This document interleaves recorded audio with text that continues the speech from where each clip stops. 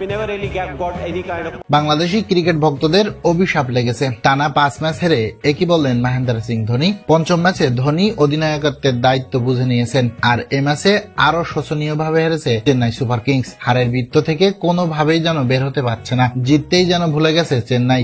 আজ কলকাতার বিপক্ষে আগে ব্যাটিং এ নেমে 100 রান করতে গিয়েই রীতিমতো দিশেহারা হয়ে পড়ে চেন্নাইয়ের ব্যাটাররা। শিবম দুবের কল্যাণে শেষ পর্যন্ত কোনো মতে 104 রানের সংগ্রহ পায় চেন্নাই। এদিন প্রথমে ব্যাট করতে নেমে শুরুতেই ব্যর্থ ডেভিড কর্নওয়ে, এরপরে ফিরে যান আরেক নিউজিল্যান্ড তরুণ ব্যাটসম্যান রাচিন রবীন্দ্রাও। তাদের বিদায়ে 16 রানের মধ্যে 2 উইকেট হারিয়ে ফেলে চেন্নাই সুপার কিংস। রাহুল ত্রিপাঠীর বিদায়ের পর উইকেটে আসেন রবিচন্দ্র আশ্বিন, তিনিও ছিলেন রীতিমতো ব্যর্থ। 7 বলে করতে পেরেছেন কেবলমাত্র 1 রান। এরপর সবচেয়ে বেশি হতাশ করেন রবীন্দ্র জাদেজা, 2 বলে ডাক মেরে ফিরে যান প্যাভিলিয়নে। সুবিধা করতে পারেনি দীপক হুদাও। তাই তো 72 রানের মধ্যে 7 উইকেট হারিয়ে ফেলে চেন্নাই সুপার কিংস। মহেন্দ্র সিং আসলেন 9 নম্বরে। ব্যাটিং করতে নেমে মহেন্দ্র সিংও সুবিধা করতে পারেননি, 4 বলে 1 রান করে ফিরে গেছেন প্যাভিলিয়নে। তাতে রীতিমতো হতাশ চেন্নাইয়ের সমর্থকেরা। কপালে হাত, ফিরে যাচ্ছেন মহেন্দ্র সিং ধোনি। 4 বলে 1 রান করতে পেরেছেন তিনি। এরপর চেন্নাই সুপার কিংস করতে পেরেছে কেবলমাত্র 103 রান। দলের হয়ে সর্বোচ্চ শিবম দুবে খেলেন 29 বলে